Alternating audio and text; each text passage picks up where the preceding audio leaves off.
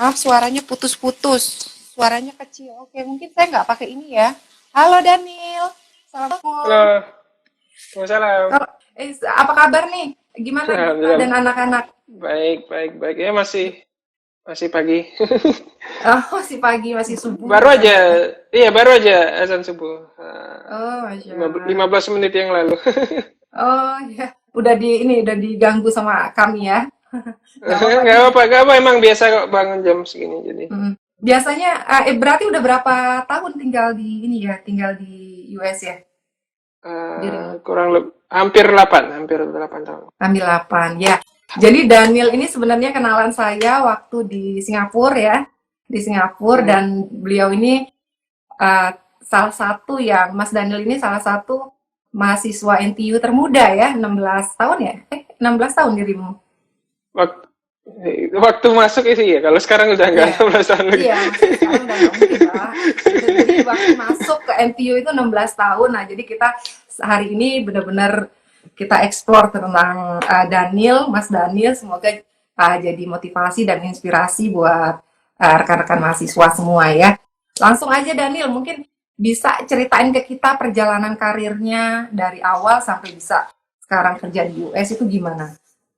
Oke, mungkin dari awal ya saya asalnya dari Pekanbaru Riau sampai Hmm. sampai SMA sih di situ. Terus seperti Mhm. disebut Kak Medi ke kuliahnya di NTU di Singapura, kuliah jurusan Computer Engineering. Di situ kuliah ya biasalah 4 tahun. Setelah kuliah kerja dulu di Singapura. Ya dapat kerjanya di Singapura. Ada perusahaan IT juga di situ, namanya Gemalto. 3 tahun kurang lebih, terus habis itu di interview Google, dapat kerja di Google, terus pindah ke sini ke California, sampai sekarang masih di sini ya. Oke, oke. Oke, Waktu itu berarti pindahnya Oktober ya, berarti bentar lagi 8 tahun, sekarang wow, September.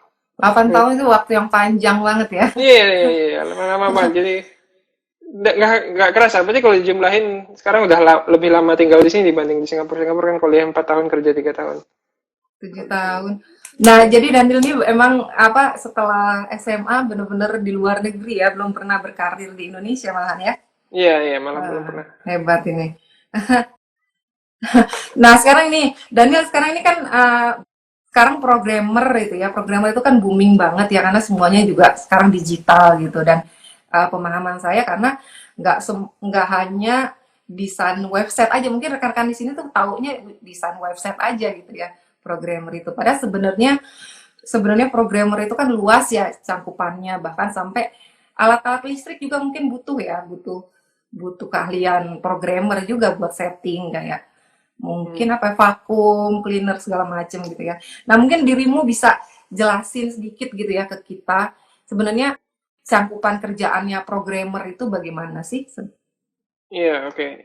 Iya, tapi sebenarnya programmer itu kan coding ya. Jadi, mungkin ini Hmm. teman-teman udah kebayang. Jadi, intinya kita nulis kode buat sebuah program yang jalankan komputer. Jadi, apa aja yang perlu, fungsi yang perlu dijalankan komputer ya berarti programming yang bikin kodenya kan. Nah, Hmm. misalnya contoh yang paling gampang ya mungkin Instagram, misalnya ngatur gimana supaya teman-teman ketika, kan Instagram itu aplikasi kan, ketika teman-teman buka Instagram, apa yang Hmm. muncul gitu kan, terus Hmm. ketika klik klik like apa yang terjadi, atau klik subscribe follow apa yang terjadi gitu, gimana, atau gimana Hmm. caranya biar semua komentar, semua follow, semua like tercatat dengan benar, ketika Hmm. berikutnya teman-teman lihat lagi masih ada gitu kan. Itu Hmm. semuanya yang fungsi semuanya semua dibikin programmer. Hmm. Ini contohnya yang pertama aplikasi kan kayak Instagram ini. Ada juga yang bikin bikin website gitu. Ya seperti Mbak Maya disebutkan tadi. Tapi bukan cuma desain websitenya, tapi gimana sih websitenya itu berfungsi gitu. Jadi misalnya kita klik beli di suatu online shop, di Hmm. suatu, gimana sih caranya fungsi beli itu Nyaman berjalan di gitu. belakang, di belakang layar, gimana duitnya berpindah gitu misalnya, atau Hmm. gimana caranya biar eh, ketika klik beli emang benar-benar jadi benar-benar barang itu nanti ada sistem yang mencatat barangnya dibeli, terus ada sistem juga yang mengirim barangnya ke pembeli ya gitu kan, semuanya Hmm. butuh banyak otomatis ya, yang terjadi Hmm. otomatis. Nah itu yang bikin merancang semua fitur itu ya programmer. Selain Hmm. selain selain aplikasi ada website juga bisa juga namanya game gitu, video game itu juga Hmm. programming juga kan, bikin bikin video game atau bikin fitur Hmm. keamanan digital, itu juga programmer juga. Hmm. Jadi memang Dan luas ya, sekali ya. ya luas sekali ya. Dan Luas. kalau yang tadi yang istilahnya alat-alat listrik segala macam itu namanya embedded programming ya, itu juga programming juga. Embedded programming ya. Hmm. Hmm. Oke, oke. Jadi sementara kalau dirimu sendiri sekarang ini ininya apa? Tugasnya apa? Apakah Tugasnya ya kan kebetulan udah lumayan lama ya, jadi selain jadi software ya title-nya software engineer, tapi selain jadi software engineer yang ngerjain program juga udah disebut sebagai tech lead lah istilahnya, jadi kayak pemimpin teknis. Jadi ada tim yang tim? Oh. ada tim kayak sekitar 10 orang ya, yang mimpin dari segi teknisnya itu saya juga. Jadi Hmm. kadang-kadang saya program ngerjain codingnya, kadang-kadang saya ya Koordinasi. ngebantuin anggota tim. Ya, bukan manajer sih saya, jadi yang kayak koordinasi planning gitu bukan saya. Cuman kalau Hmm. misalnya ada yang nggak tahu gitu cara bikin fitur ini gimana, itu kita yang bantuin gitu. Hmm. Nah, sementara kalau kalau yang di apa di US atau di Google sendiri orang Indonesia banyak nggak sih atau hanya beberapa? Sebenarnya ada tapi lumayan banyak sih, cuman menurut saya kurang banyak karena intinya kan Indonesia itu Hmm. negara keempat terbesar di dunia ya kalau dari segi populasi. Tapi kok Hmm. kalau dibandingin, soalnya nomor satu Cina, nomor dua India, itu kan negara ranking Hmm. populasi. Kalau itu banyak lah di sini kan, cuman kalau Indonesia nomor 4 kok nggak banyak, kayak itu sih. Nggak banyak. Pengen Tapi pengennya lebih banyak lagi. iya, menurutmu itu kondisi kayak gitu kenapa gitu? Apakah emang orang Indonesia banyak yang nggak paham tentang programmer atau software kayak gitu, atau memang memang ada hal lain gitu yang membuat kok Iya, kita nggak di mana-mana. Bahkan kalau di engineering pun kayak gitu ya. Kalau India, Cina itu kan banyak ya, di Singapura juga kan banyak. Tapi Indonesia nggak terlalu banyak gitu. Mungkin eh, ada ini nggak ada iya, apa sih? Ada iya, iya. terpikir sesuatu gitu. Iya, saya sering kepikir juga sih, mungkin emang kurang networking sama kurang informasinya. Jadi kalau misalnya yang dari negara lain itu kan udah banyak gitu anggotanya yang di sini kan, misalnya udah misalnya dia udah punya sepupu yang pernah kerja yang udah di Amerika, atau punya punya om yang udah kerja. Jadi mereka tahu jalurnya gimana Oh, gitu, dan dari awal belajarnya harus gimana. Kalau Indonesia kan karena masih jarang, jadi kadang-kadang nggak tahu.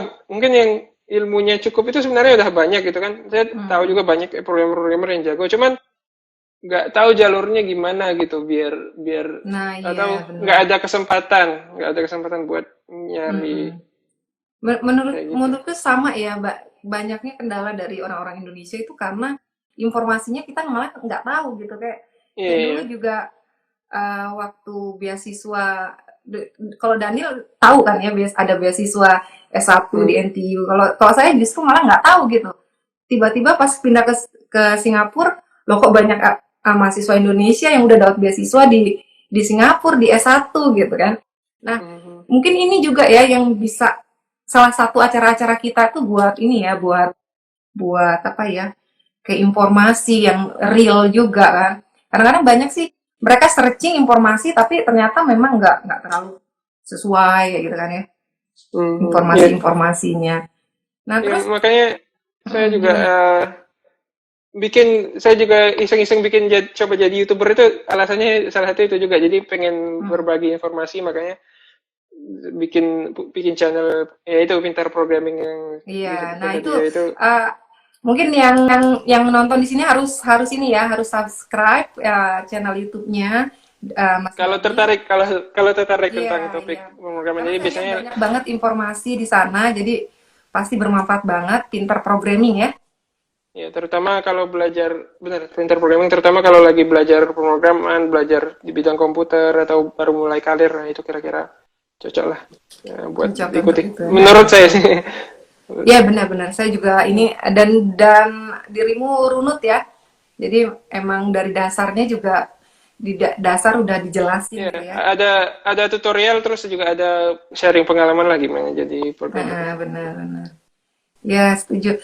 Nah, kalau ini sendiri kan kalau programming sendiri kan banyak macam-macamnya, ada bahasa-bahasanya nih Daniel ya. Hmm, Kebetulan hmm. saya juga lagi ini nih kursus juga ya banget. Aku Oh, belum oke, oke. bisa Oke. kursus judulnya itu sebenarnya dia dia kayak data science gitu ya. Oke, data science, Data oke. science, tapi diajarin mesin learning, mesin Iya, benar. learning. Nah, terus sekarang sih baru awal-awal ya, jadi baru belajar yang namanya R program, programming Oke, ya, R oke. programming. Nah, itu Iya, iya, terus ini baru selesai R programming mau masuk ke Python. Tapi saya belum hmm, tahu Python itu apa sebenarnya. oke, oke. Iseng. Nah, kalau Daniel sendiri itu gimana sih sebenarnya yang mana tuh yang penting kita pelajari gitu, biar bisa mendesain sesuatu gitu. Karena kalau buat saya yang awam gitu ya, awam komputer gitu, tentang website aja saya kesusahan gitu. Bahkan websitenya saya tuh udah dikerjain banyak orang masih nggak jalan aja. Kalau kalau order, ada yang order tuh bolak balik dan saya nggak tahu Hmm, masalahnya di mana gitu. Dia nggak bisa hmm, hmm, execute yang order itu gitu. Nah, hmm, mungkin ada masukan nggak? Karena menurut saya penting ya. Jadi anak-anak tuh sekarang tuh kalau saya lihat udah mulai belajar yang namanya uh, coding kayak gitu ya, coding ya hmm, istilahnya ya. Udah mulai hmm. diajarin yang namanya coding. Nah, tapi yang mana gitu? Yang Oke, mana oke. yang paling Hmm. Jadi kalau menurut saya sih yang penting tuh pertama ya belajar dasar-dasar pemrogramannya dulu gitu kan. Jadi dasar-dasar pemrograman itu sebenarnya di semua bahasa sama aja sih. Jadi istilahnya kayak if else, for loop begitu, hmm, bikin fungsi itu konsep itu sebenarnya di semua bahasa ada, cuma mungkin cara menulisnya beda-beda aja di Python beda, di hmm, Java beda. hmm, Jadi tapi itu penting banget. Jadi sebelum misalnya ngerjain data science atau bikin sebuah website dari coding, kita tahu dulu hmm, dasar-dasar pemrogramannya biar nggak nanti bingung kan ketika lihat kode apa sih maksudnya. Jadi pertama itu dulu. Ya itu bisa dipilih, ya mesti pilih satu bahasa sih. Jadi tapi pilih bahasa itu sebenarnya nggak gitu, nggak perlu pikir jauh-jauh banget. Jadi misalnya tergantung sih kita mau ngerjain apa gitu. Kalau misalnya data science ya itu R sama Python tuh bagus, memang contoh yang bagus untuk hmm. kalau mau ngasih data science. Kalau website mungkin JavaScript atau Java. Jadi Oh, tergantung kita mau spesialisasinya di bidang apa gitu. oh Tapi gitu. tapi tapi yang penting kita belajar dasarnya dulu dan dasarnya itu bakal kepake regardless kita mau lanjut kemana. Jadi Hmm, misalnya sebenarnya kalau data science nanti ngerjain Python atau kalau website nanti ngerjain JavaScript, dasar-dasar konsep dasar pemrogramannya itu sama. Jadi kita mesti belajar dulu apa itu if else, for loop, fungsi hmm, segala macam. Nah itu sebenarnya nggak maksudnya nggak perlu lama kok belajarnya. Yang penting ditekunin aja. Emang awalnya hmm, agak ngebingungin hmm, karena bicara kayak belajar bahasa komputer lah istilahnya ya. Cuman nggak perlu lama-lama kok. Saya malah tahu banyak banget orang yang otodidak bisa jadi, bisa malah bisa di gitu. kantor di kantor banyak juga yang nggak jurusannya bukan komputer, jurusannya kayak elektro, teknik industri, Hmm, fisika, kimia segala macam. Ya, belajar komputer sendiri aja, belajar programming sendiri aja. Jadi hmm, yang penting ya belajar dasar-dasarnya dulu, terus setelah ngerti dasar-dasarnya baru latihan yang banyak gitu. Jadi hmm. misalnya bikin bikin bikin program sendiri gitu, Program sendiri. dan bikin proyek kecil-kecilan. Jadi misalnya kalau pengen mahir bikin website, Hmm, bikin website sendiri, kita bikin website sendiri, tapi jangan pakai misalnya WordPress atau tool yang nggak perlu coding, cuman ya bikin langsung dari awal dari coding. yang Jadi coding. ya walaupun awalnya nggak bagus-bagus amat ya, yang penting kita punya sesuatu yang bisa kita kerjakan terus. Hmm, Nanti hmm, misalnya kita, lama-lama oh kita belajar fitur baru nih, fitur bikin apa ya, misalnya bikin tempat login gitu, tempat login di hmm, website, nanti kita tambahin fitur login, terus nanti kita hmm, tambah misalnya fitur apa lagi ya, fitur bisa bisa chatting atau bisa ganti bahasa. Nah itu kita tambahin. Jadi dari nambah-nambahin fitur ini kita tambah banyak belajar, tambah mahir. Jadi emang hmm. awalnya agak sulit sih, cuman kita ya kalau kita pelajarin terus lama-lama akan kebiasa juga. Jadi saya yakin kalau ditekunin ya, kalau ditekunin nggak nyampe setahun pun juga akan mahir juga. Jadi Oh, makanya oke. Oh, jadi tapi syaratnya harus dikerjain terus gitu. Kalau nggak dikerjain ya hmm, cuma belajar sekali terus oh iya iya iya terus kita ngerti tapi benar. nggak pernah kerjain ya lupa lagi. Jadi Ah, benar.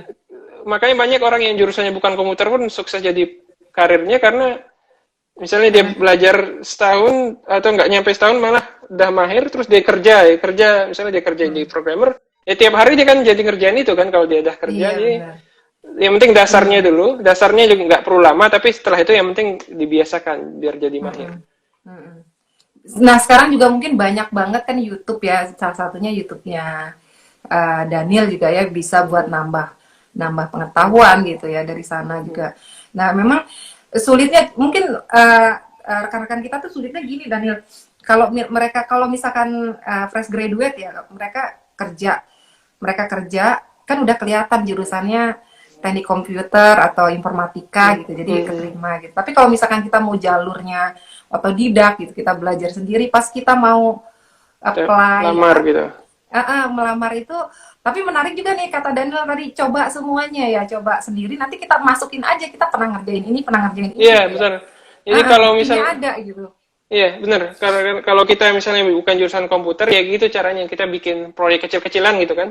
Kadang-kadang ya memang kita perlu, itu perlu juga kita buat belajar kan. Jadi kita belajar bukan cuma baca buku doang, tapi kan kita perlu praktek. Prakteknya kita bikin proyek kecil-kecilan, misalnya bikin website pribadi atau bikin, ya terserah hobinya apa gitu. Kalau misalnya hobinya foto-foto ya bikin website untuk nyimpan foto gitu misalnya. Atau kalau hobinya main TikTok ya bikin website untuk main TikTok itu sebenarnya bisa dikerjakan dalam berapa bulan kok, nggak susah.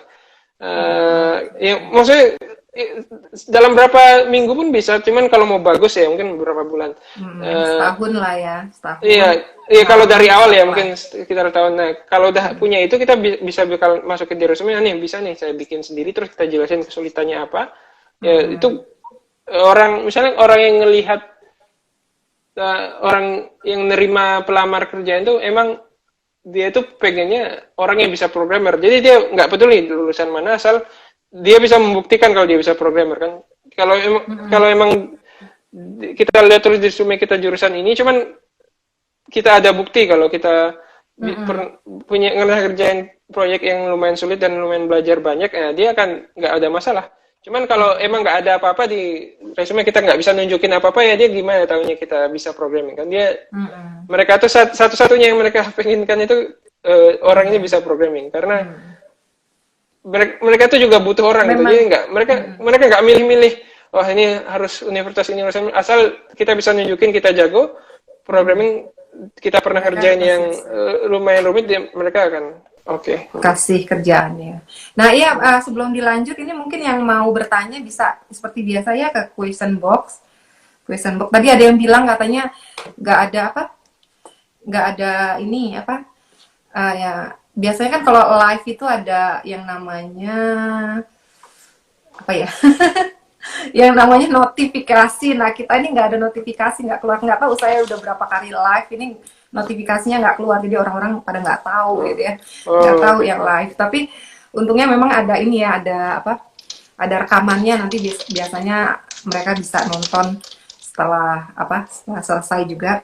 Nah Daniel mungkin mau tanya lagi nih ya.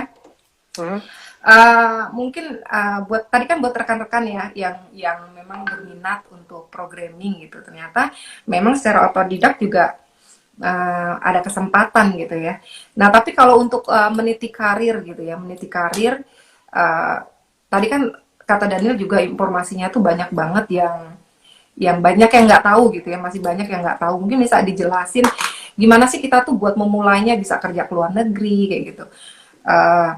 Apakah kalau menurut saya mungkin bahasa memang harus ini ya, harus dikuatkan. Nah salah satu mungkin yang bikin orang-orang India itu banyak di mana-mana itu karena mereka bahasa bagus ya, walaupun bukan yang logatnya yang masih inilah India gitu, tapi mereka memang berani dan bahasa bisa berkomunikasi ya. Bisa ya, benar. Terus selain itu apalagi sih yang perlu disiapkan gitu ya biar bisa seperti Daniel gitu, bisa punya potensi kerja di tempat yang yang bagus gitu. Oke. Ya pertama bahasa itu penting banget sih, soalnya emang ketika interview nanti pasti bakal bahasa Inggris kan. Terus ketika kerja sehari-hari juga bahasa Inggris, jadi nggak mungkin kita elakin lagi gitu belajar bahasa Inggris. Harus Ya, awalnya nggak perlu jago CISUS lah, tapi yang penting ngerti dulu. Nah itu penting, yang penting ngerti dulu. Nanti kalau kita udah ngerti, ya, lama-lama bisa ngomong sendiri kok. Jadi mungkin Nah, kalau sekarang Daniel kalau sendiri ngerti, nih, kalau ngerti kan banyak sebenarnya, di nonton, tinggal nonton film aja itu, cuma matiin subtitlenya itu bagus tuh. Saya udah nah pernah kalau nonton film Harry Potter tuh, nonton sekali lagi tapi matiin subtitlenya. Nah, oh itu gitu, bakal diulang-ulang bantu ya, jadi belajar. Iya, ulang. diulang, tapi yang keduanya jangan pakai subtitle. Jadi biar kita coba ngerti bahasanya. Bener-bener. Tasya, di saya nggak muncul Bu kalau nggak dicek profil. Untung inget. Tuh iya, jadi notifnya nggak ini. Nah, jadi kalau Daniel dulu bahasa pas ke ini, pas ke Singapura itu kan udah jago bahasa Inggrisnya ya. Enggak, Nah itu, sebenarnya enggak sih. Jadi malah enggak. Awalnya di Singapura tuh yang nggak bisa ngomong juga. tapi Itu confident-nya gimana gitu ya? Kan banyak banget nih masalah mereka tuh nggak confident gitu.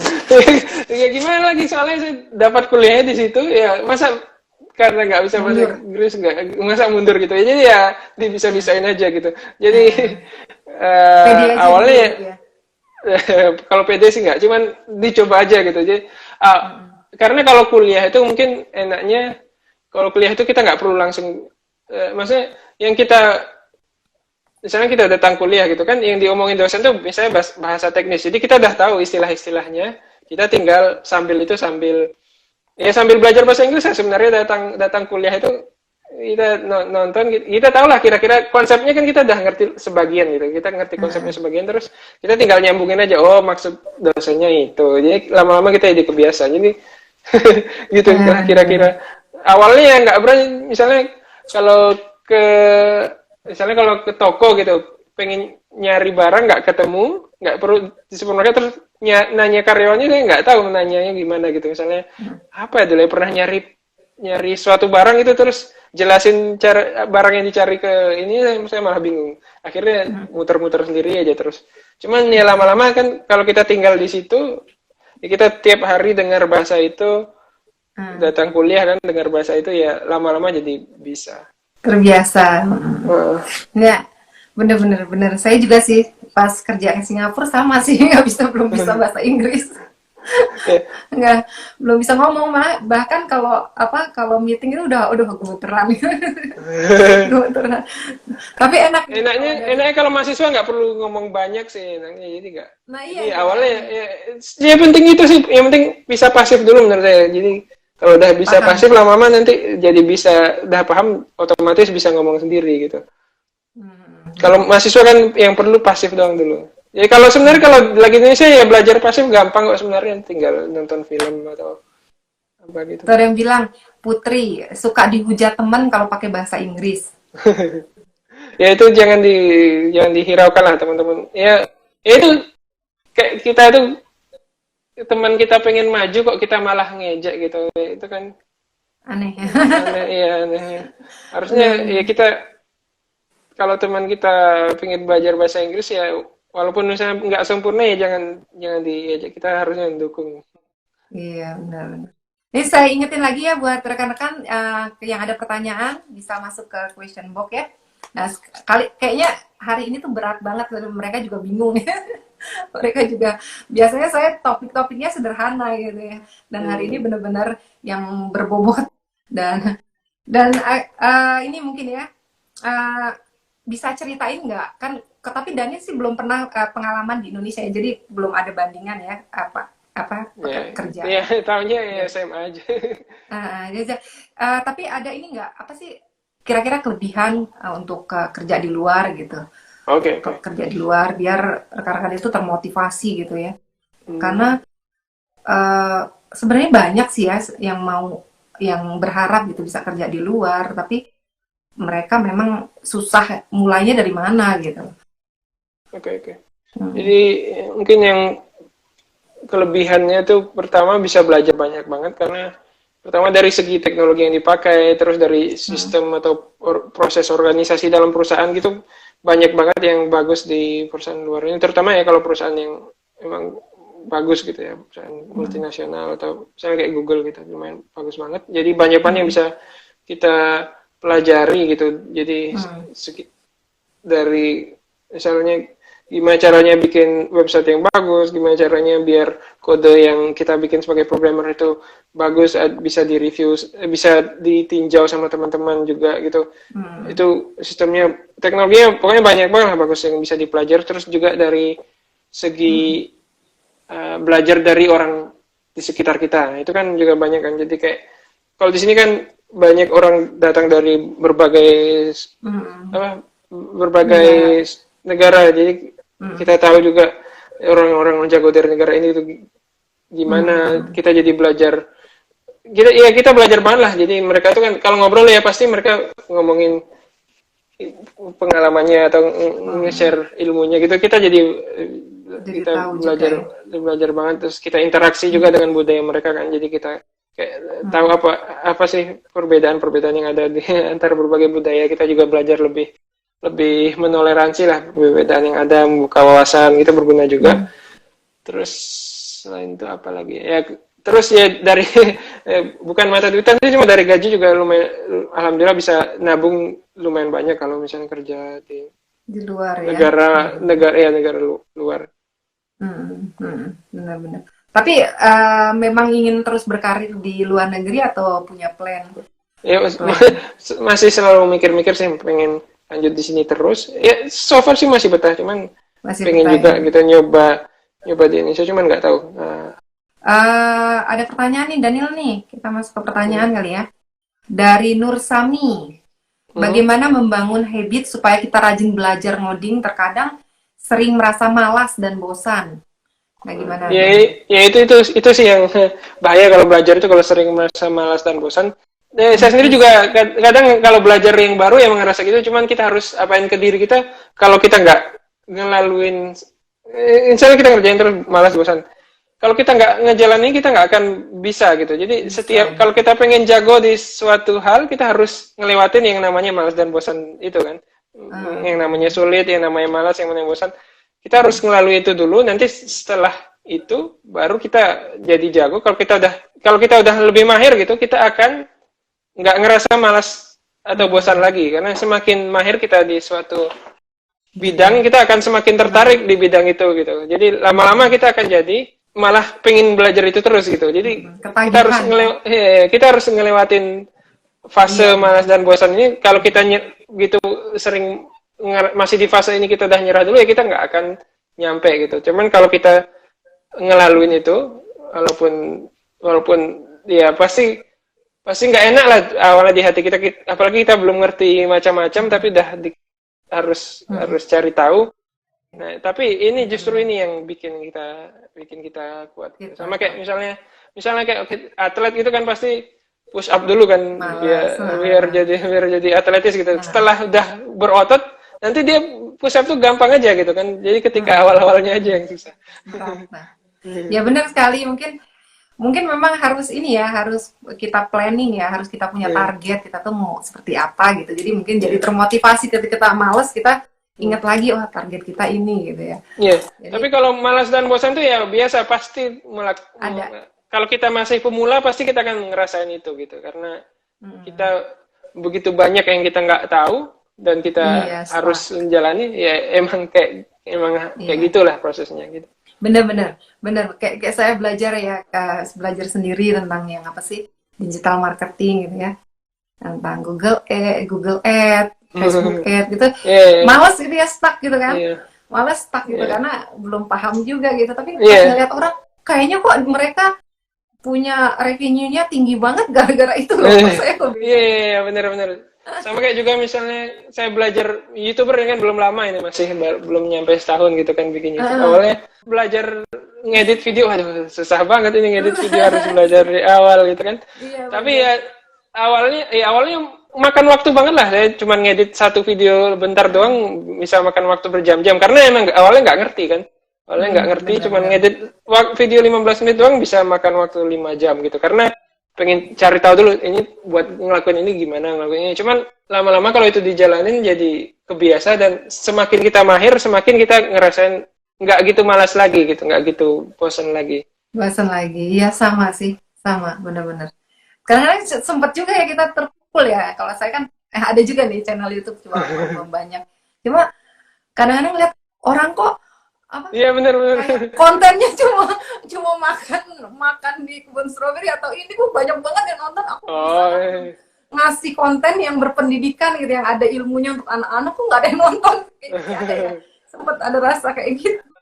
iya, iya kalau itu ya saya udah dari awal udah ngerasa kalau kalau ngomongin channel YouTube saya ngelihat kadang-kadang emang nggak make sense gitu, ada yang cuman bikin video tentang truk aja gitu, kayak cuman nggak ada apa-apa, cuman ngerekam truk yang lewat di depan rumahnya, itu malah harusnya kita jangan mikirin yang itulah, jadi kita mikirin target kita aja gitu. Karena kalau lihat orang lain pasti nggak tahu, kita kadang-kadang suksesnya karena ada faktor lain gitu kan, misalnya kebetulan dia bikin video satu yang viral terus yang lain jadi ikut banyak nonton gitu, kadang-kadang gitu. Itu bukan, emang nggak 100% skill sih kalau yang namanya media sosial. Tapi menurut saya juga balik lagi ke ininya kita ya, niatnya kita ya, karena buat saya ya tetap aja walaupun melakukan hal yang booming itu viral, tapi buat saya tetap karena saya niatnya ada edukasi gitu ya, dan bener, edukasi, jadi saya tetap konsisten, biarin video saya nggak laku ya nggak apa-apa, yang penting saya konsisten dengan itu. Bener kan ya?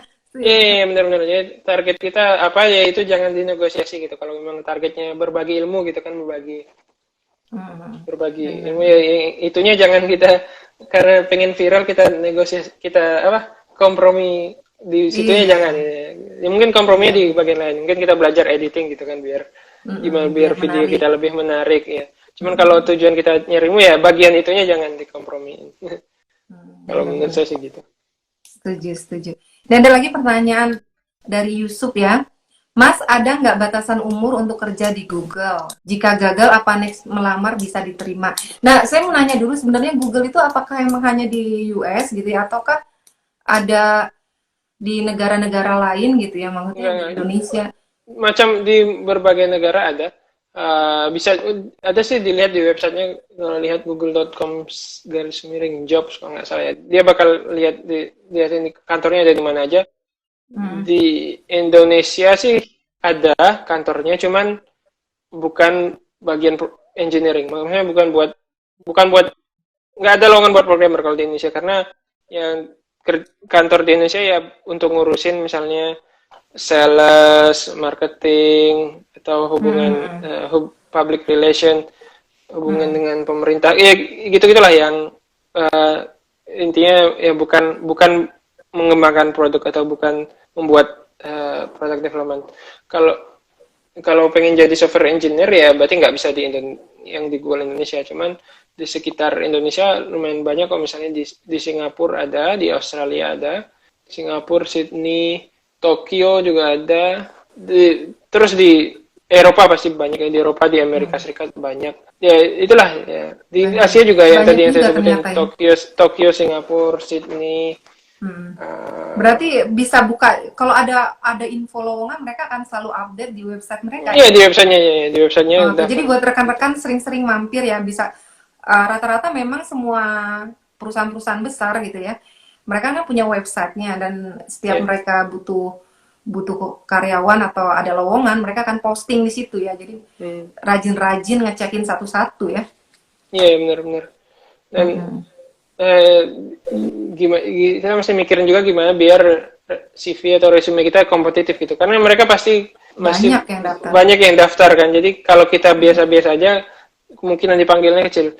Jadi kita harus gimana caranya biar ada yang satu yang spesial di CV itu. Jadi kalau saya dulu sih sering ikut yang namanya lomba pemrograman, itu kayak di internet, competitive programming istilahnya. Jadi di internet ya kita dikasih soal terus kita ngerjain, terus nanti dikasih poin tergantung seberapa cepat kita ngerjain soal.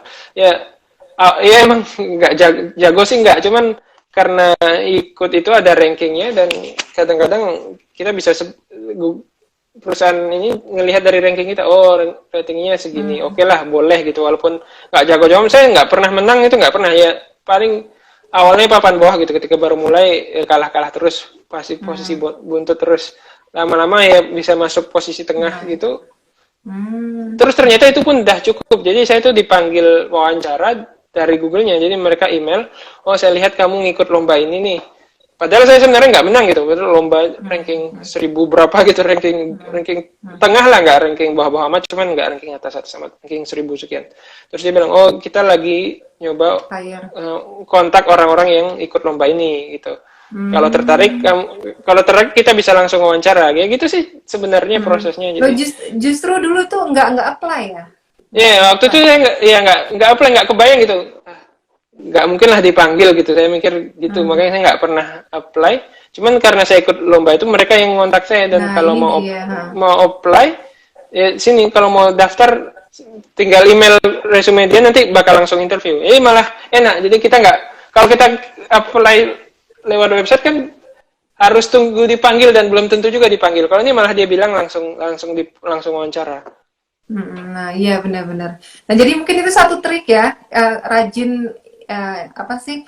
Setiap bidang itu pasti kan punya kompetisi tertentu kayak gitu ya. Mungkin Iya. rajin, aktif lah ya, aktif karena bisa dilihat juga itu Iya, kemampuan. terutama Jadi kalau harus ada juga. yang terutama kalau ada yang bisa diukur ya. Kalau lomba gitu kan dia bisa lihat ukur dari ranking kita. Jadi dia bisa tahu. Sebenarnya mereka nggak nyari yang harus jago-jago amat, nggak. Cuman kalau kita udah ranking papan tengah gitu kan, berarti kita nggak bodoh-bodoh amat lah ya. Mereka udah oke lah gitu dengan kita. Walaupun kita nggak mesti juara dunia kok. Kalau kita nggak dia ya juara dunia, mereka nyari juga. Cuman yang bukan juara dunia pun asal masih oke, mereka terima juga. Dan dari kalau kita ikut lomba, mereka akan tahu kan posisi kita di mana. Iya, benar-benar. Iya, jadi buat mereka juga aman gitu. Jadi mereka nggak hanya. Kok CV kan bisa gimana ya? Maksudnya CV juga kan buat mereka ya nggak ada Kadang jaminan gitu ya. iya nggak ada jaminan kalau kita bilang, oh saya jago JavaScript Ini nih, ya, jago buktinya banget. apa Cuman gitu. tahunya ya buktinya apa. Jadi yang penting itu buktinya gitu. Bener Tapi itu kalau mungkin tadi lebih aktif ya. pertanyaan, iya lebih aktif dan punya sesuatu yang bisa jadi bukti gitu, sesuatu yang konkret. Apakah itu hasil lomba atau kerjaan kita sendiri, hasil kerjaan proyek sampingan kita yang bisa dilihat itu. Oh ya nih susah nih bikinnya, dia bisa. Nah itu juga bisa. Bener. Terus tadi ada nanya umur. Saya nggak tahu sih umur minimal berapa. Cuman misalnya kalau lulus S1 pasti udah cukup umur lah. Ya mungkin pasti beda negara beda-beda undang-undangnya ya, minimal umur gitu. Cuman asal udah melewati minimal umur di negara itu, kayaknya nggak ada batas Nggak minimal ada umur. masalah. Itu Yusuf kalau apa tadi namanya? ya Remah, Yusuf tadi kan yang nanya. Remahan Rengginang apa bisa kerja di Google? Bisa dong, semangat, harus semangat. Iya, ini ada lagi nih dari Panca. Biasanya kalau jadi software engineer syaratnya apa aja, Mas? Tadi kayaknya udah dijelasin. Syaratnya ya sebenarnya bisa coding sih sebenarnya. Yang paling penting itu kalau terutama kalau masih software engineer. Misalnya kalau baru masuk misalnya fresh grade gitu ya, pasti jadi software engineer junior dulu kan. Software junior itu yang penting tuh ngerti coding lah, nggak perlu macam-macam, asal ketika diwawancara dikasih soal coding gitu. Biasanya kalau software engineer itu ketika wawancara dikasih soal coding ya. Terus kita harus jawab di wawancara. Asal bisa ngerjain itu mereka akan oke kok. Jadi dari segi skill ya bisa ngoding aja. Nanti skill-skill lain tuh bakal dipelajari on the job, bakal dipelajari ketika udah kerja. Nanti bakal senior bakal nunjukin, oh kalau di tempat kita cara gini. Soalnya teknologi spesifik tuh beda kantor juga kadang-kadang beda. Jadi pasti ketika masuk satu perusahaan baru kita mesti belajar juga sistem-sistem yang ada di situ. Yang penting kita tahu codingnya dulu, itu aja gitu. Benar-benar. Ini ada Titania, tapi ini kayaknya tadi udah agak kita bahas ya. Apa perlu pengalaman kerja untuk diterima kerja di Google? Tadi ada juga dia yang untuk fresh graduate ya tadi. Iya, fresh graduate juga ada. Cuman ya yang penting itu kita ada sesuatu di resume yang bikin kita spesial. Jadi kalau misalnya kita cuman resume kita standar, ya kuliah IP segini, ya itu semua orang juga bisa nulis kayak gitu kan. Jadi apa yang bisa kita tunjukin yang orang lain nggak punya gitu. Misalnya saya ikut lomba ini bisa ranking segini gitu, walaupun nggak juara dunia ya, tadi saya sebutin menengah pun bisa. Atau saya bisa bikin aplikasi Android ini. Ini nih linknya, nih buktinya udah di-download sekian ribu orang gitu misalnya. Nah itu kan nunjukin sesuatu yang konkret, nggak semua orang bisa nulis kayak gitu kan. Nah itu yang penting kalau mau dipanggil. Oke, benar. Jadi ada sesuatu yang memang nunjukin ini kemampuan Iya, kalian gitu ya. iya, iya. Yang bikin kita spesial lah karena mereka pasti bayangin dari segi mereka bakal melihat ribuan atau puluhan ribu CV gitu. Gimana biar mereka milih manggil teman-teman dibanding milih orang lain. Kalau cuman Iya benar. standar-standar doang yang mereka nggak tahu kan, ini standar semua. Gimana cara Karena milihnya kan nggak tahu. CV yang masuk itu banyak banget. Iya, banyak banget ya. Benar. Apalagi Mana kalau nih yang banyak harus banget paling mereka cuma punya waktu ya berapa sebentar lah, nggak nyampe 1 menit buat lihat satu CV kan. Karena mereka banyak tiap hari yang review. Dia mereka ngeliat, oh semuanya kalau semuanya standar-standar aja ya ngapain gitu mereka. ngapain? Nah, tadi nada bekerja di Google perlu latar belakang pendidikan yang oke nggak Mas? Tadi udah dijelasin ya, nggak usah ini, nggak apa-apa gitu kan. Iya, iya Tapi sebenarnya ngaruh sih sebenarnya ngaruh. ngaruh ya ngaruh. Jadi kalau emang punya alma mater yang bagus itu bakal ngaruh. Cuman kalaupun enggak, kita mesti punya hal lain yang bisa. Ya, jadi misalnya kalau dibandingin sama lulusan Stanford lah gitu misalnya, mungkin mereka bakal lebih, oh ya lulusan Stanford, mungkin orang bakal lebih gampang manggil mereka. Cuman kalau kita bukan lulusan Stanford, cuman kita punya prestasi lain ya itu bisa juga untuk jadi yang penting kita punya sesuatu yang spesial lah. Kalau kita memang tempat pendidikannya bagus ya itu jadi spesial. Kalau ada prestasi atau hasil kerja kita yang lain ya itu juga bisa dipakai. Bisa dipakai ya tadi gitu ya. Jadi kalau misalkan memang adik-adik SMA gitu berusaha untuk dapat tempat kuliah yang baik, tapi kalau emang sudah kuliah atau sudah lulus itu mungkin bisa dikembangkan lagi dengan nggak usah putus asa gitu ya. Tingkatkan aja kemampuan dan tunjukkan ini apa kelebihan kita gitu ya. Jadi memang ada caranya juga gitu. Jadi jangan minder ya. Jangan minder intinya. Terus Aulia ini ya, Mas, motivasi awal berkarir di Google, berapa lama kontrak kerja di sana? Motivasi awal ya pengen belajar sih sebenarnya. Jadi emang sejak sebelum saya join ini udah dengar kalau di sistem software engineering di Google tuh bagus banget dan banyak banget yang bisa kita pelajarin. Dan ada juga teman yang udah masuk di sini sebelum saya, jadi dari dia dengar juga. Jadi ya jadi waktu itu interviewnya harus belajar banyak banget buat bisa lulus interview, karena terkenal kalau interview di Google tuh soalnya sulit banget, coding interviewnya sulit banget. Jadi kita harus belajar ilmu programming tingkat tinggi lah. Jadi waktu itu belajar berminggu-minggu, minjam bukunya dari pustaka, terus biar bisa lulus wawancaranya. Jadi itu yang bikin motivasi ya. Jadi karena motivasi itu ya semua dijalanin walaupun harus berminggu belajar. Tadi apa satu lagi pertanyaannya? Kontrak berapa lama? Nggak ada. Jadi permanen. Sampai kita resign atau sampai kalau misalnya dipecat ya. Nah, ini ada Gani Kak Daniel, tips untuk mencari informasi terkait bekerja di luar negeri. Gimana ininya? Ada ini nggak situs-situs yang memang menampilkan pekerjaan-pekerjaan di luar negeri nggak ya? Atau memang harus langsung ke website masing-masing? Ke website masing-masing ya itu bagus. Ya itu pertama sih, misalnya pengen tertarik Google ya ke website Google gitu, cari jobsnya apa. Cuman ya kalau gitu dipanggilnya kita harus bersaing dengan banyak orang kan. Jadi kalau mungkin untuk lebih bagus lagi kalau bisa kita networking, cari orang yang kerja di situ juga gitu. Nah, terus tapi bukan cuman sekedar kenal doang, dia harus bisa. Soalnya kalau cuman kenalan doang itu biasanya rekomendasinya nggak dianggap. Jadi rekomendasi itu akan benar-benar dianggap kalau kita pernah kerja bareng. Atau orang itu bisa testimoni, oh iya dia ini emang gini. Gimana caranya kita bisa bikin gitu? Jadi kita harus ya kadang-kadang kita harus ikut cari pengalaman proyek-proyek bareng gitu, proyek-proyek sukarela gitu dengan orang yang kerja, orang yang kerja di tempat yang bagus ya itu kita ngebantu juga gitu. Jadi mungkin ini sih kalau pengalaman saya dulu juga jangan pelit ngebantu temen gitu, siapa tahu. Karena dulu pernah ada temen gitu ya nanya sesuatu gitu, ternyata saya pindah ke Sydney, nah dia ternyata kerjanya di sini gitu, jadi saya nanya sekarang ke dia gitu ya, nanya ke dia itu akan balik lagi sebenarnya ya. Iya benar ngebantu kalau misalnya ada sesuatu kerjaan yang kita tertarik juga dan kita perlu bantuan ya kita bantu aja terus gitu. Itu kan ngebantu kita juga, membantu kita dapat pengalaman dan kalau kita bisa kerja sama bareng orang-orang lain, nah itu nanti bakal ngebantu buka jalur lah di masa depan. Benar-benar. Apa ada syarat standar bekerja di Google berbeda-beda setiap negara syarat-syaratnya? Standar apa? Oh, bukan yang ngebedain itu bukan negaranya sih, cuman posisinya kalau pengen jadi standarnya, kalau pengen jadi software engineer kan, ya syaratnya harus bisa jago coding gitu.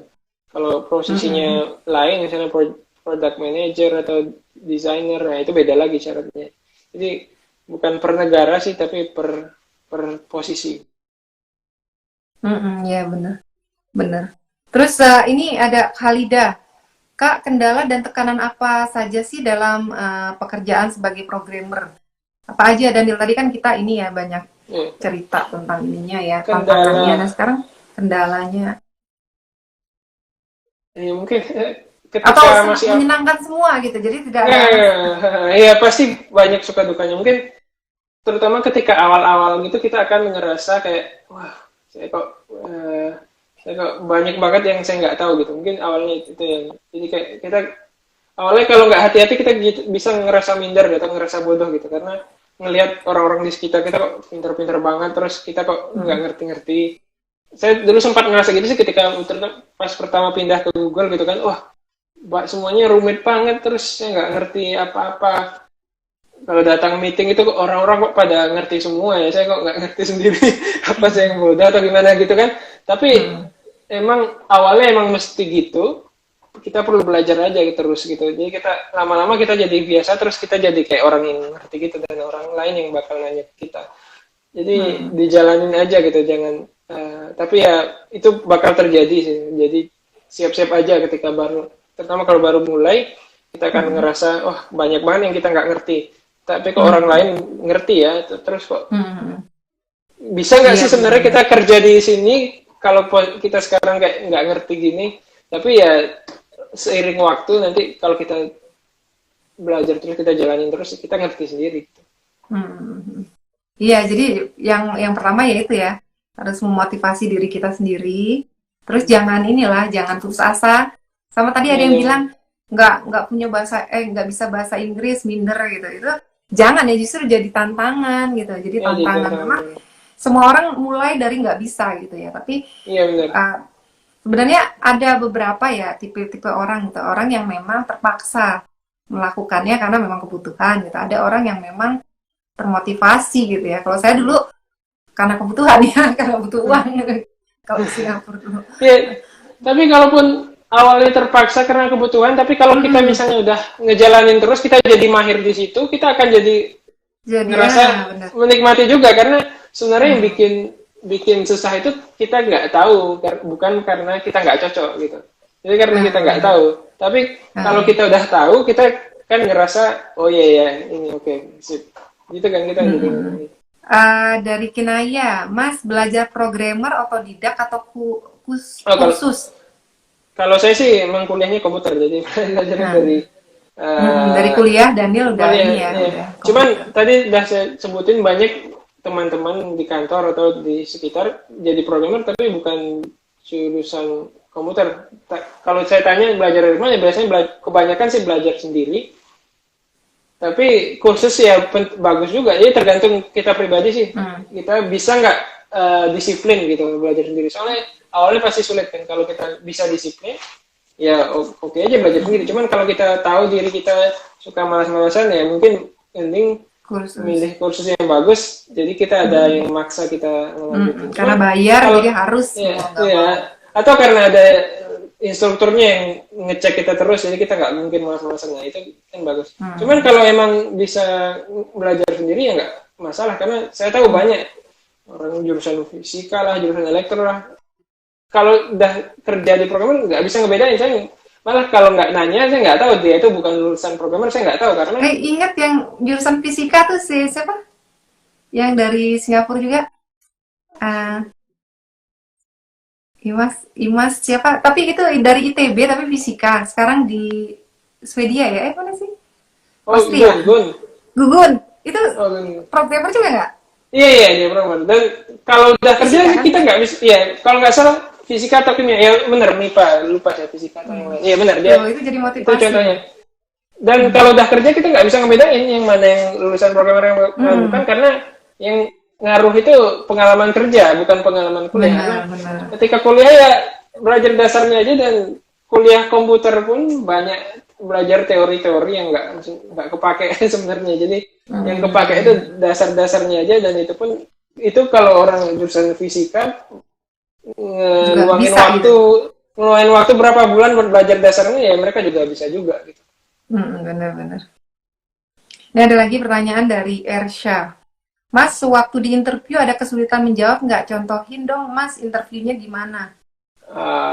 Ada kesulitan jawab, ada. Kalau Google itu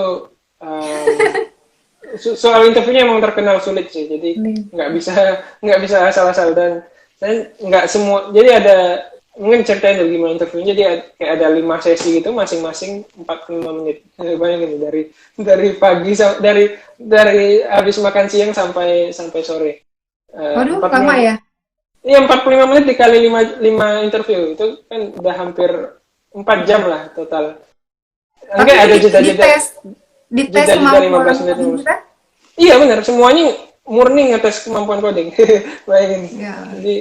Jadi kayak ya saya seperti tadi, saya udah tahu sih bakal kayak gitu. Jadi dan tanya-tanya teman-teman yang udah pernah interview Google juga. Jadi saya sebelum itu berminggu-minggu saya minta waktu sih, jangan besok, maksudnya jangan minggu ini, tapi berapa bulan lagi gitu biar saya bisa siap. Jadi ketika itu setiap weekend saya ngebaca lagi, soalnya kalau nggak disiapin nggak bakal bisa ngejawab pertanyaannya kalau nggak disiapin, karena tingkat tinggi banget lah, jadi harus disiapin dulu.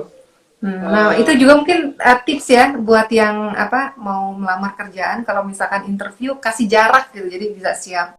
Jangan langsung mereka telepon interview langsung besok gitu, jangan.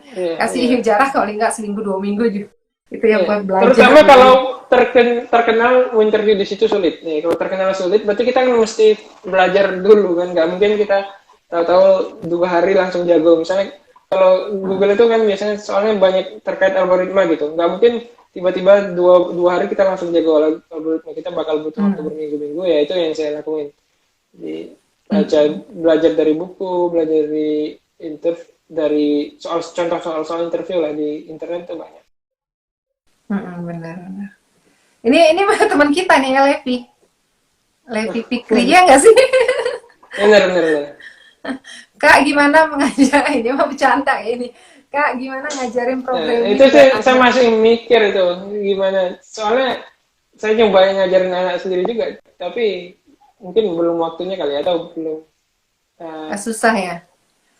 Tapi iya, benar gimana? Kayak distracted banget, jadi dia bakal kerjain hal lain gitu.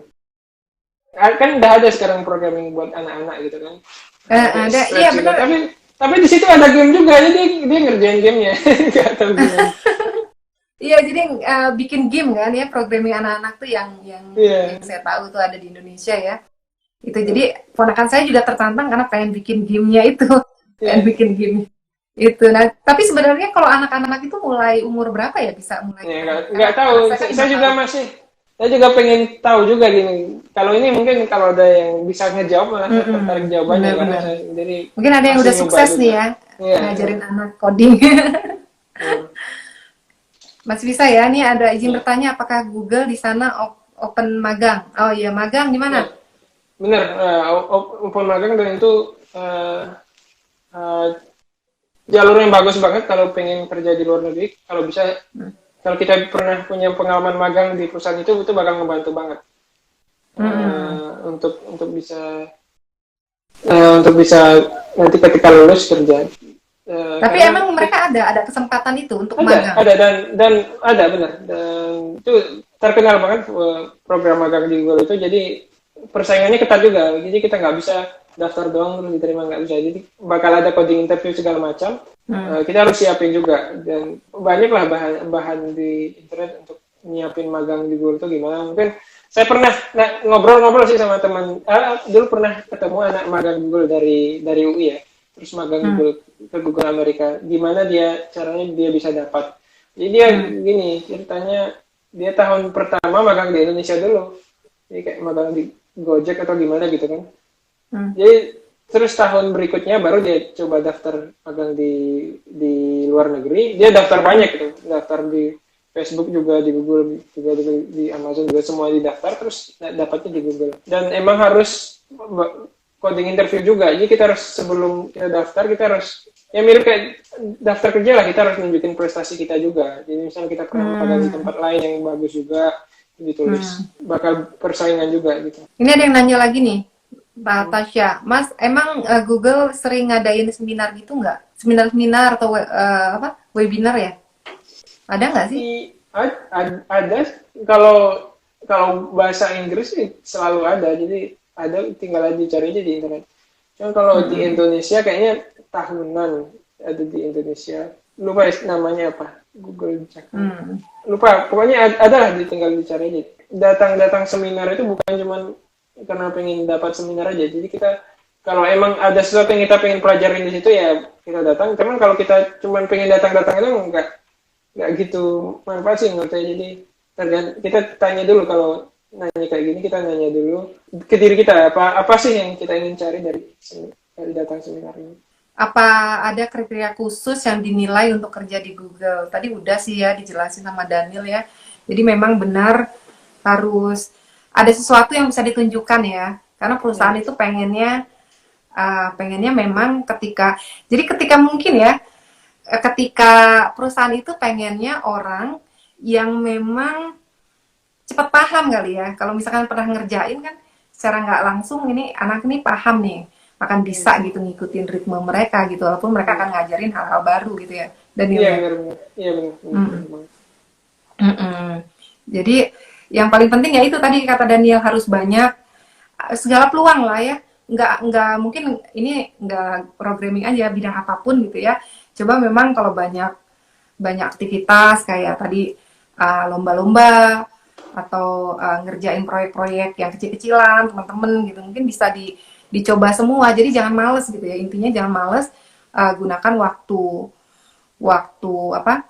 waktu kosong kita, apalagi sekarang lagi lockdown ya Daniel ya, lagi pandemi ini pasti banyak kan waktu yang kadang-kadang kita bingung gitu ya ngapain di rumah gitu. Mungkin buat yang muda-muda nih jadi satu masukan dan motivasi nih, kalian bisa mulai mentargetkan apa sih mau apa gitu, terus mulai cari gitu caranya masuk sini tuh apa aja yang kemampuan apa aja yang dibutuhkan gitu. Jadi bener-bener gunakan waktu mudanya dengan maksimal gitu, biar lebih sukses dari kita gitu ya. Bukan kita, maksudnya Mas Daniel ini udah sukses ya, coba kita ini lagi ya, yang lain kita support biar bisa lebih ini.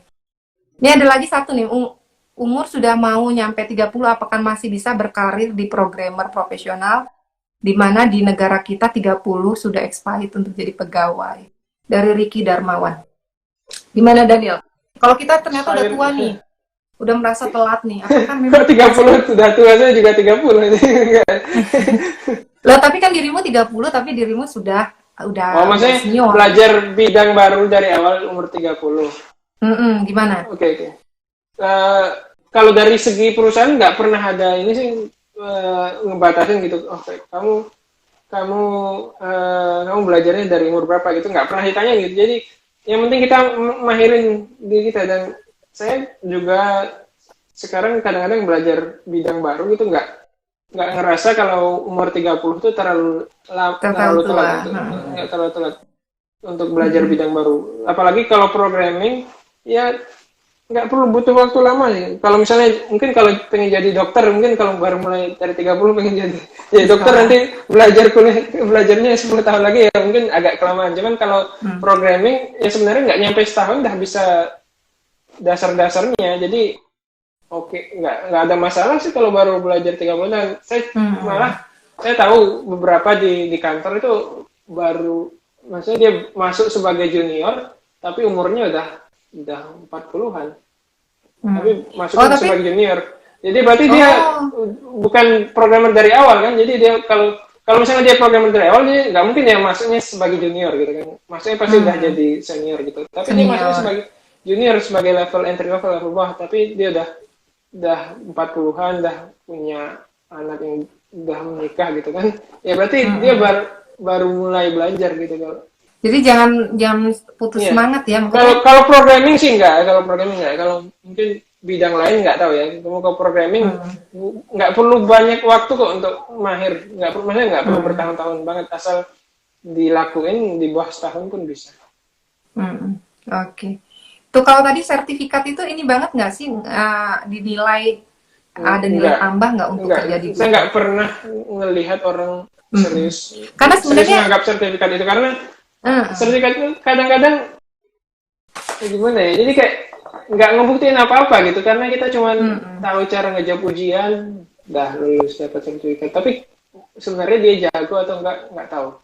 Jadi Iya yang ngebuktiinnya benar-benar. ya hasil hasil interview sama Interview kalau tadi ada itu. ya prestasi-prestasi yang emang ada rankingnya gitu, atau ada tolak ukurnya yang konkret gitu. Kalau misalnya lomba pengalaman kan Mm-mm. dia bisa ngelihat ranking kita berapa gitu. Kalau itu ngaruh sih, cuman kalau sertifikat, mana yang bikin sertifikat juga banyak kan, mereka nggak tahu yang mana yang bikin sertifikat ini bagus atau enggak, mereka juga nggak tahu kan yang ngeluarin Mm. sertifikat itu benar-benar ngecek Iya, atau enggak. Jadi nggak gitu, saya nggak gitu rekomend sih nggak kalau terlalu ini. Karena bisa jadi memang dia ikut ikut kursus tapi dia nggak ngerti, cuma datang doang. iya, iya, iya, apalagi itu kan, apalagi kayak sertifikat seminar apa, kalau gitu kadang-kadang kita duduk doang cuman ngecek-ngecek, Ngecek dan cuman main ini HP pengen doang, jadi, cuman dapat sertifikat juga gitu. Kalau itu iya, enggak. ini pengen pengen jadi programming tapi kuliahnya akuntansi. Tetap aja kalau memang ada Iya, ada ada semangat belajar benar-benar bisa iya, bisa ini ya. iya. Kalau akuntansi Oke. mungkin malah justru cocok gitu kayaknya, kalau ngerti kayak jenis-jenis orang yang suka akuntansi itu mirip sama jenis orang yang suka komputer. Programming. Soalnya almarhum bapak saya juga dosen akuntansi, jadi agak ngerti dikit lah akuntansi. Nah, iya, karena buktinya kan kalau akuntansi itu kan kayak data scientist lah itu Iya, kan iya, iya, iya, gitu iya. ya. Apalagi Itu kalau pakai masuknya bahasa, benar-benar, apalagi kalau masuknya ke data science sama data machine learning, itu malah mungkin cocok gitu, ilmu akuntansi itu kepake di situ. Asal benar-benar. benar-benar ngerti akuntansinya, bukan cuma Iya, benar-benar. Sebenarnya bisa itu. Jadi iya, jangan inilah, jangan putus asa semuanya. iya, Ini mulai sekarang nih ya udah denger ini ya apa pemaparan dari Mas Daniel. Terus mungkin juga apa cek-cek ke channel YouTube-nya Mas Daniel, Pintar Programming. Pintar Programming bisa mulai lagi nih, mulai semangat iya. lagi, bikin plan lagi targetnya apa, terus di apa? Di push belajar, jangan males gitu. Dan ini ada tambahan nggak nih sebelum kita tutup? Ya itu sih yang kayak disebut Mbak Medi tadi kan, Mbak Medi ya, kita belajar yang tekun, kalau cuman terus, dan jangan lupa praktek juga gitu, terutama kan programming. Kalau kita cuman baca-baca doang terus oh ya gitu, terus kita habis itu selesai ya kita nggak akan mahir-mahir. Yang penting dijalanin gitu, bikin proyek, habis belajar kita bikin proyek kecil-kecilan, kemahiran kita nambah terus ya, kayak misalnya kayak naik sepeda lah gitu kan, kita nggak perlu macam-macam teori fisika, hukum Newton segala macam. Kalau naik sepeda kita nggak perlu macam-macam itu kan, yang penting kita coba naik sepeda, walaupun Praktek. awalnya jatuh, awalnya sakit, awalnya luka, ya kita jalanin aja, tapi lama-lama kita akan mahirin biasa, terus kita jadi lupa kita dulu pernah jatuh ya kan. Kalau kita udah bisa naik sepeda kan, kita kan udah nggak ingat lagi dulu awal dulu suka jatuh gitu, udah nggak kepikir lagi lah, kita tahunya sekarang udah bisa gitu. Itu sih saran saya, jadi Benar-benar. tekun, jangan nyerah, banyakin praktek dibanding teori ya, itu penting sih. Jangan, Bener-bener. Kadang-kadang bener banget ini banyakin praktek ya, karena kayak apa? Kayaknya udah tahu gitu, dan yang kayak saya kursus nih di digital marketing udah tahu nih pasti harusnya gini-gini, tapi nggak dipraktekin nggak ada hasil gitu. ya kalau Dan nggak praktek kan jadi nggak lengket gitu di otak kita, terutama dan kalau di dan bagian ketika programming sih. bener-bener ketika dipraktekin tuh susah juga gitu, beda ternyata teori sama ini ya. Iya, benar Kalau benar teori benar itu banget. kayak gampang gitu. Ya, kayak kalau misalnya soalnya kadang-kadang teori, oh jawabannya tuh persis banget gitu kan, tapi di kenyataan tuh nggak mungkin kita bisa ngejawab persis kayak gitu. Nah itu yang Iya skill benar. itu yang perlu dipelajari dengan praktek. Kalau di programming ya nggak tahu kalau mungkin kalau di pengen jadi ahli fisika ya mungkin perlu belajar teori yang banyak. Cuma kalau pengen jadi Beda programming, keahliannya. pengen jadi programmer, teorinya dikit aja nggak apa-apa. Yang penting prakteknya banyak. Iya benar-benar. Benar gitu ya. Eh, ini makasih banyak yang sudah join ya gitu. Jadi Ya, tadi ada tuh yang mau pertanyaannya bikin apa? menarik-menarik nih. Eh, eh, Pertanyaannya dari Ciwen menarik-menarik. Terima kasih. dan ini ada lagi yang bilang nih sukses kayak Mobile Legend. Apa itu? Game ya? Mobile Legends apa? Mungkin ya game. Kenapa? Iya. Pertanyaannya apa? Jadi banyak juga yang termotivasi karena pengen buat game gitu ya. Ya Oh iya, iya. silakan ya gitu. Silakan gitu, motivasi itu bisa dari mana saja gitu. Tapi Iya. yang pasti kalian fokus dan kembangkan kemampuan kalian karena kalian saya yakin banget yang nonton di sini masih muda-muda gitu kan. Tadi ada yang 30 bahkan ada yang 20 gitu. Jadi benar-benar harus memaksimalkan kemampuan ya. Jadi masa mudanya diisi dengan hal-hal yang bermanfaat gitu ya. Dan akhirnya demikian ya dari saya dan dari Mas Daniel. Daniel makasih banget ya udah join hari Sama-sama, ini. makasih udah Semoga nanti diberi kesempatan kedepannya juga. diundang lagi nggak ini ya, nggak nolak ya. Oke. Insya Allah. Sukses juga buat kerjaan dan YouTube channelnya. Oh iya, makasih. Oke, sekian dari saya tutup ya. Terima kasih yang udah join semuanya. Jangan lupa nanti minggu depan ada lagi yang akan hadir. Dan terima kasih. Assalamualaikum warahmatullahi wabarakatuh. Makasih Daniel. Waalaikumsalam warahmatullahi wabarakatuh. Ya, sama-sama, makasih semuanya.